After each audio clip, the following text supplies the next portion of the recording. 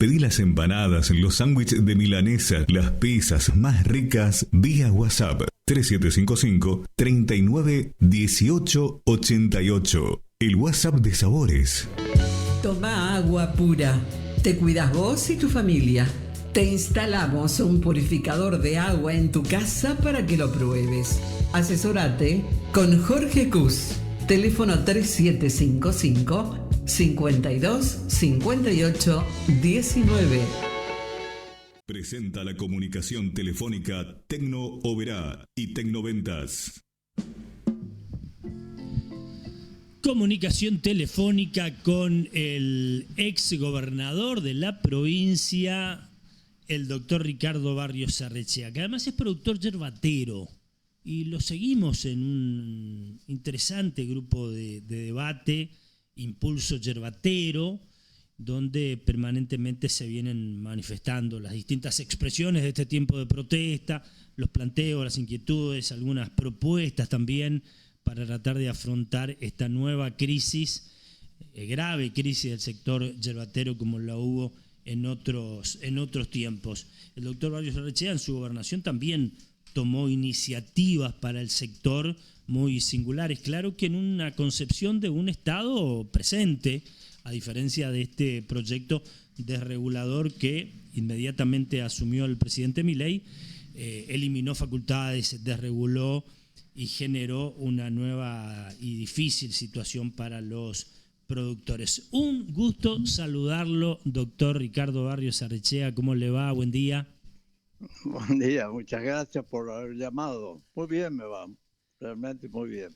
Me alegra, se lo nota siempre bien y se lo ha visto en algunas oportunidades también muy bien. La verdad que un gusto tenerlo en esas condiciones para seguir charlando y de su experiencia también evaluando situaciones como esta crisis que vuelve a darse en el sector yerbatero.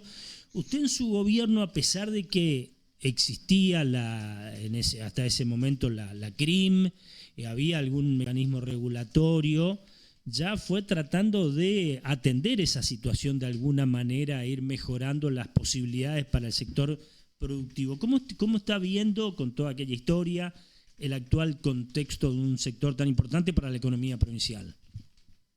Bueno, primero te voy a recordar lo de la CRIM y la época en que me tocó ser gobernador. Lo que hicimos fue intervenir la CRIM con la ayuda invalorable de Raúl Alfonsín, presidente, ya que era un organismo nacional, no dependía de nosotros. Intervinimos la CRIM, el interventor fue Pepe Osval, que a su vez era ministro de Asuntos Agrarios, y lo que hicimos fue posibilitar que la gente que no era yerbatera lo sea y la gente que era un pequeño productor aumente su superficie a través de 42.000 hectáreas que otorgamos para plantar al pequeño productor. No se trataba de un tema de regulación o no, sino de distribuir la carga en favor de los pequeños productores. Eso fue lo que hicimos. Y la otra cosa que hicimos fue una hierba de la Federación de Cooperativas. Nosotros financiamos la hierba ñandejente para que Misiones tenga presencia en el mercado nacional. Eran todas marcas de Rosario, de Buenos Aires, de Corrientes, pero no había en ese momento ninguna marca misionera. Entonces pusimos la ñandejente y atrás de la ñandejente se metieron otras marcas misioneras que hoy están en el mercado. En cuanto a lo de hoy. Sí, con aquella experiencia hoy es distinto en general el esquema yerbatero, o se podrían hacer o tomar medidas parecidas. Es totalmente distinto, ¿no? No tiene nada que ver con aquello. En esa época lo que hacía era más bien faltar hierba y otorgamos por eso tantas hectáreas. Hoy día lo que yo creo es que no hay una concepción más inteligente o menos angurrienta entre los dos sectores, sobre todo el sector más poderoso que es el molinero. Fíjate vos que el 90% de la hoja verde lo producen los pequeños productores en su inmensa mayoría en Misiones. Y Corrientes solamente una pequeña, un 10% del total. Es decir que el productor necesita al molinero para que vaya al paquete y se le venda al tomador de mate. Y el molinero necesita al productor. Si ambas partes se necesitan absolutamente, como ocurre en la realidad, debiera haber un poco más de sensatez y pensar un poco en el futuro y no aprovechar el momento para ver quién botea más. ¿Me explico? Sí. Pero eso no pasa, eso no ocurre. ¿Qué no se entiende? No, se entiende, pero sería como el comportamiento ideal en un mercado que Hugo Sand bien califica de oligopsonio, de Perfecto. una competencia imperfecta, ¿no? Entre pocos compradores y muchos vendedores. Así es. Lo que quiero manifestar es la necesidad que se tienen ambas partes. Uh-huh. Ahora, el comportamiento de los molinos en este momento no es correcto. Hay una especie de abuso de posición dominante, así se llama. Y están pagando después de un año de inflación del 66%, 100 pesos menos que hace un año atrás, y encima en 30, 60, 90 días, lo cual es una vergüenza, ¿no? Es humillante para el productor. Entonces creo que, bueno, cada uno está demostrando su posición de fuerza. En este momento están ganando los productores, por suerte, son más poderosos porque han parado la cosecha prácticamente. De manera que estamos en una pulseada que no sabemos cómo se va a definir. Pero esa es la realidad. Uh-huh. Yo creo que el esfuerzo que están haciendo los productores que están al lado de la ruta, dejando pasar los autos y no los camiones con hierba, es muy valioso y muy ponderable. Pero no puede ser por siempre, por supuesto. Así Claro. que hay que encontrar una solución a futuro. Y en ese sentido, teniendo en cuenta la actual actitud del gobierno nacional, alguien decía, el diputado nacional Carlos Fernández decía en una nota que escuchamos hace un rato, hay una terquedad de no querer escuchar, de no querer atender la demanda de la zona productiva ante esta situación, dada esta política liberal de mercado, que liberando todo y con este mercado tan imperfecto. Y ante un reclamo, dice Hugo Sand, a quien tomábamos recién como referencia, y válido porque es un histórico luchador. Es un histórico luchador y una gran persona y un gran amigo, así que le mando un abrazo de paso.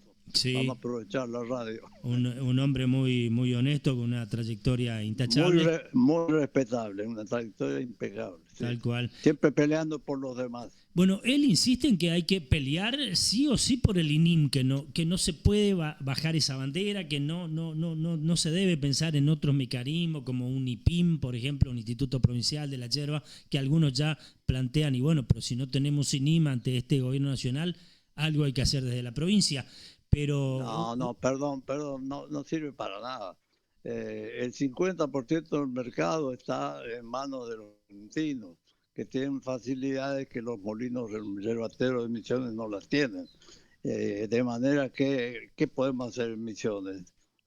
Encima con una aduana interna y con mucho más impuestos que del lado correntino. Así que eso es como el Instituto Forestal de Misiones, que lo único que consiguió es nada de nada, que era para mejorar el precio de la madera, pero son absolutamente fuegos artificiales.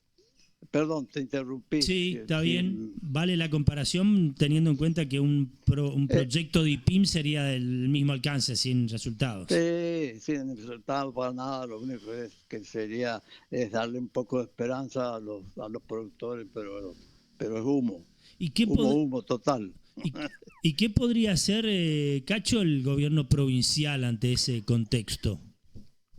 Y dejar de votar los 7 diputados que están diciendo lo que dicen y sin embargo le votan el 100% de lo que propone el gobierno. Claro. Entonces, engaña pichanga. Si son tan guapos, ¿por qué le siguen votando? Si son tan malos, ¿por qué le siguen votando? Si son extremadamente liberales y están causando daño, que causan, ¿por qué le siguen votando el 3% de lo que proponen? Ujú. Entonces le están mintiendo a la gente. Es como el voto por boleta única. En Buenos Aires son partidarios porque presentó el gobierno, pero en Misiones no, seguimos con lo antiguo y tradicional del siglo XIX y con la ley de lemas, de paso. Bueno, ¿hay algún trascendido de que el gobierno estaría convocando a sus legisladores nacionales? Tal vez haya una rectificación allí ante esta fuerte Ojalá, presión del sector productivo. ojalá, me parece fantástico, porque también va a haber otros bloques que van a actuar de esa misma manera. Ojalá que sea cierto, me alegraría muchísimo. Claro. Y sería ponderable que lo hagan. Ujú. O sea que usted coincide con Hugo Zan en ese sentido, hay que seguir insistiendo en recuperar el INIM de cualquier forma. Mira, el INIM no se va a recuperar a corto plazo. Este gobierno tiene 4 años, pero creo que en el cuarto año se terminó ese gobierno. Es un gobierno que está haciendo algunas cosas buenas que hay que reconocerle, pero en general dañando mucho al sector productivo, sobre todo a las regionales, ¿no? Los productos regionales, que no tienen nada que ver con la pampa húmeda. Eso de reconvertir es una ignorancia absoluta, una hipocresía. ¿Cómo va a reconvertir un yerbatero su yerbal? Va a topar el yerbal y va a plantar soja. ¿Qué va a hacer? Eso es reconvertir. La única reconversión es que se va a hacer villero y va a ir a parar allá a Gran Buenos Aires o acá a Posadas a subsistir con de alguna manera. Pero lo que están haciendo es un verdadero asesinato social. No es el tema de la yerba mate un problema solamente económico, es social. Son entre tareferos y productores, son 25.000 familias, como se suele decir, 25.000 familias que quedarían flotando en la nada. Entonces hay que atender no solamente la economía, sino también la cuestión social. Claro. Pero yo creo que está muy bien, estamos en plena pulseada, no se definió todavía. Uh-huh. Creo que la gente está muy irritada Sí. y tiene razón en estarlo, porque se siente no solo con poco dinero en el bolsillo, sino humillado, porque esa es la palabra justa. Es un abuso intolerable, de manera que hay que cambiar eso ahora a presión, veremos hasta cuándo se puede, y después habrá que hacer una mesa de acuerdos. No sé si hace falta algún mediador, pero si lo hubiera en el orden nacional, mejor que mejor. Claro. Y bueno, si las dos partes se necesitan, bueno, pensemos un poco más honestamente cuál es el camino a resolver de aquí a corto o a mediano plazo. Por un lado, Cacho, es importante que se mantenga la protesta y el paro yerbatero hasta tanto haya algunos resultados. Absolutamente.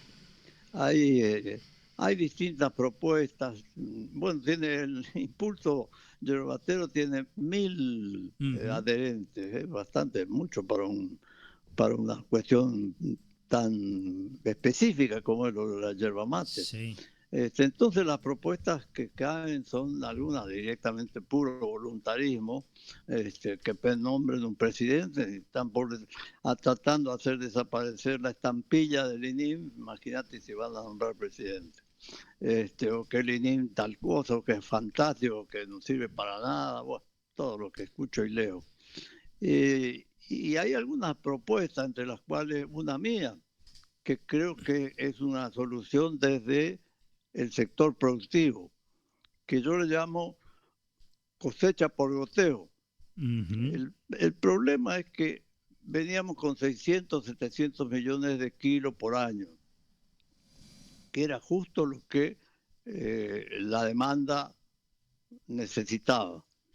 Pero dimos un salto de 800 a 1.000 millones de kilos de hoja verde. Entonces sobraron 200 millones que, bueno, abarrotaron el mercado y de ahí están los precios que están pagando. Uh-huh. El molinero está aprovechando para hacerse el bolsillo gordo. En los últimos años además se retrajo el consumo a nivel nacional. No, eso no es. ¿No es cierto? Por lo menos en lo que yo leo, del propio INIM, pareciera que no es así. Pero bueno, no, lo que había mucho stock, entonces pura oferta, y salieron precios ridículos en la góndola, que no son reales, son circunstanciales. Pero la cosecha por goteo la maneja el productor. ¿Qué hace con goteo? Significa cosechar muy poco, no cosechar el 100% de su superficie, sino cosechar el 50 al 70%. Que falte hierba, que falte oferta de hierba, y los molinos se van a ver obligados a pagar más. Entonces, bueno, digo por goteo porque no es cuestión de que haya un precio bueno de 400 y pico de pesos y se revienten los secaderos con yerba mate. Inmediatamente vuelve a caer el precio. Entonces, seguir con el goteo hasta que se estabilice la oferta y la demanda. ¿Se entiende lo del goteo? Sí, se entiende. Ahora, ante lo que recién también usted nos decía, ¿no? Siguiendo ese grupo de impulso yerbatero tan amplio, donde en un primer momento hubo voces muy disonantes, casi difíciles de entender, inclusive hoy parecería ya haber mayor consenso, mejores ideas y propuestas en ese mismo sector productivo tan diverso. Igualmente, lograr allí consensos y uniformidad parece difícil. Es muy difícil, es muy, muy difícil. Pero cada uno aprende por su propio lomo. Si yo mando poca hierba al secadero y me aumentan el precio, voy a aprovechar, bueno, que es buen precio, meto tijera, mando ponchada, mando kilos y me baja el precio inmediatamente. Entonces uno va aprendiendo, no hay que ser tan burro para no darse cuenta. Si mando poco me pagan más y si mando mucho me pagan menos, y bueno, voy a mandar poco. ¿Se entiende? Claro, el productor que entienda que él debe ser inicialmente el que haga valorar su producto, ¿no? Y no regalarlo. Pero por supuesto, el poder está en la chacra. ¿Quién es el dueño de la hoja verde? El productor.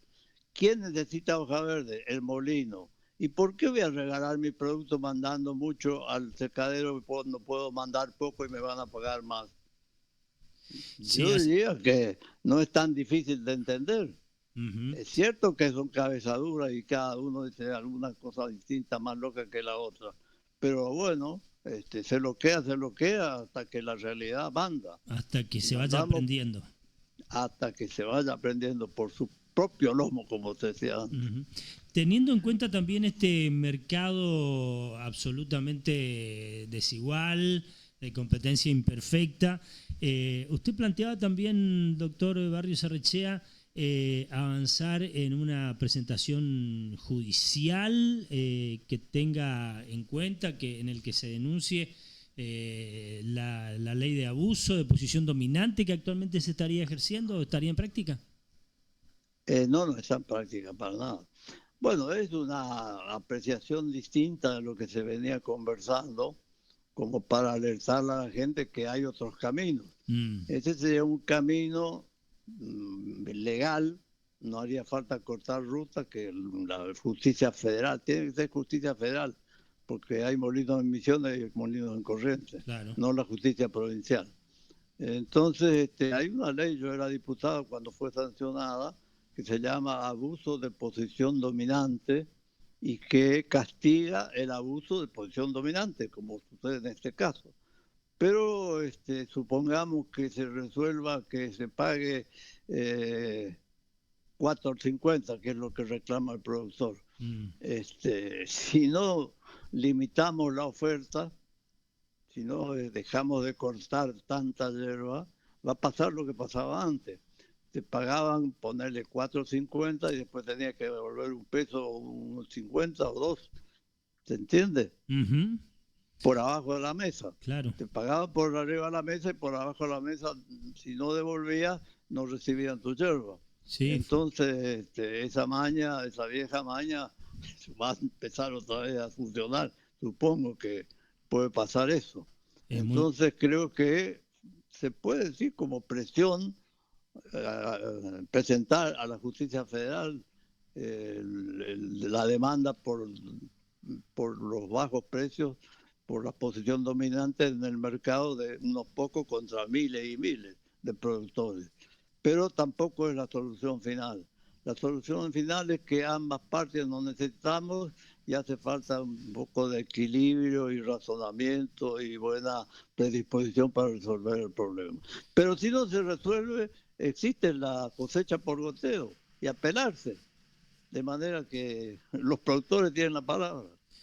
Y por otro lado, trascendió que en una primera reunión de una mesa permanente, mesa yerbatera permanente que se reunió el jueves, que volvería a reunirse esta tarde y ya con una convocatoria oficial a la Cámara de Molineros para sentarse todos en la mesa, estarían pretendiendo bajar el porcentaje de palo y de hierbas compuestas también para buscar un mejor equilibrio de mercado, y el gobierno provincial, según firmó Pasalacqua con el CFI la semana pasada, una intención también de ir en búsqueda de nuevos mercados en el extranjero para, bueno, búsquedas a futuro, ¿no? Un equilibrio. Claro, eso demanda años, abrir un mercado para un producto tan extraño como la yerba mata. No resuelve los problemas. Decir eso no es serio. Ese puede ser un problema a futuro, pero muy a futuro. Uh-huh. Eso demanda años y de perseverancia, no ir un día y después desaparecer, ir a una feria y después creer que van a llover los pedidos de yerba. Uh-huh. Eso no es. Y tampoco, si no concurre el sector molinero a una reunión de buena voluntad por lado del gobierno, creo que ya otra vez estaríamos empantanados en el mismo lugar. Uh-huh. Así que vamos a esperar, me parece bien lo que está haciendo el gobierno, ojalá funcione. Pero si el productor no entiende uh-huh. que tiene que mandar menos yerba, si el año pasado costó el 100% de su yerbal, este año tiene que costar el 50 o el 70. Si no entiende eso, todo al santo, se puede decir malas palabras. Sí, es válido. Al pedo. Uh-huh. No va a haber solución, porque va a ser un precio por arriba de la mesa y por abajo abajo de la mesa devolverme la mitad. Entonces ya lo vimos en el 90, eso en el 90 lo vivimos directamente. Hay mucha gente nueva que no sabe cómo era la historia vieja. ¿Esto en líneas generales es parecido a los 90? Es peor. Porque es peor porque hay como un deseo de eliminar al pequeño productor. Como estos son teóricos de la economía y no tienen la menor idea de lo que es una planta de yerba mate o un pino o una planta de té, sino que hacen teoría a costa de la costilla del pobre productor. Esto van como para que la economía se quede en pocas manos, tanto la producción de yerba como el secadero y el molino. No le importa que haya pequeños productores porque dicen que son ineficientes, cosa que no es cierto. Pero bueno, la ignorancia también en parte de los funcionarios, no solo del que no sabe leer y escribir.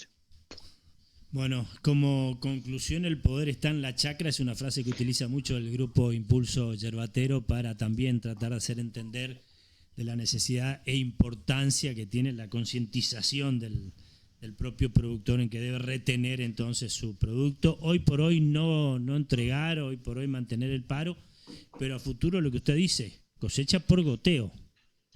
Está lindo eso. A mí me gusta mucho. Bueno.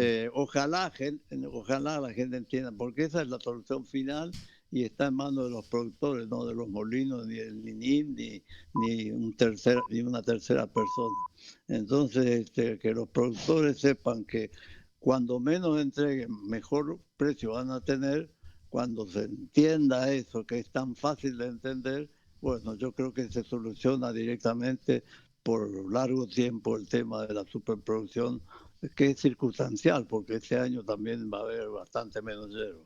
Así que bueno, ayúdennos en esto, que la gente razone mejor y y nos pongamos todos de acuerdo y hagamos una cosecha menor y no cortemos el 100% de la superficie de la hierba, aunque paguen lo que paguen, porque eso es ficticio, al otro día te bajan el precio. Uh-huh.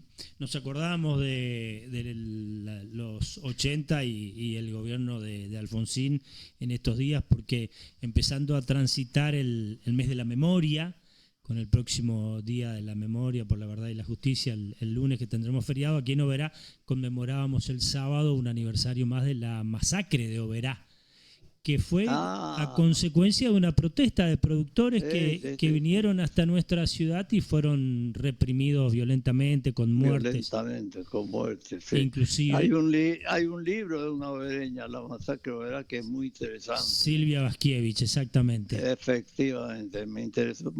Estuve en una charla y lo leí al libro y bueno, me emocionó bastante porque en esa época eran casi todos inmigrantes de primer agua. Exacto. Y estaban incursionando en este lugar tan inhóspito para la gente que venía del norte, de 30 a 20 grados bajo cero a 40 grados sobre cero, y los trataron de la manera que los trataron. Pero bueno, era otra época más brutal, por decirlo de alguna manera. Muestra que en muchas cosas fuimos creciendo y educándonos y aprendiendo a vivir en democracia. Y yo recordaba, me tocó hablar aquí en la Plaza Malvinas, que es el lugar donde se habría producido el incidente con los productores y la denominada masacre de Oberá, que mucho tiempo estuvo oculta en nuestra historia.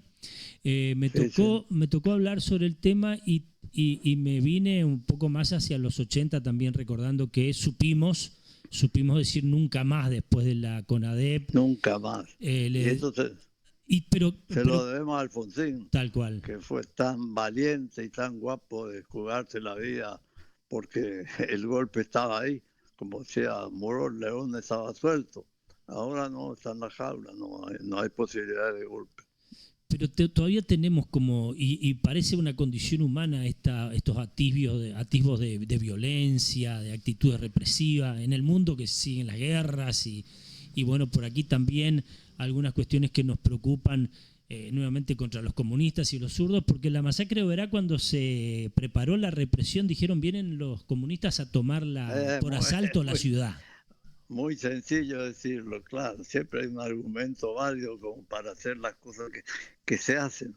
Ya estamos viendo ahora, el otro día, el miércoles, si no recuerdo mal, también que pretendían un golpe de Estado, manifestante ahí en la plaza del Congreso. Pero por otro lado, manifestación, en la represión también acusando de zurdos, y otra vez con esto de que los zurdos lo expresa el presidente cada vez que puede, también con duros agravios inclusive.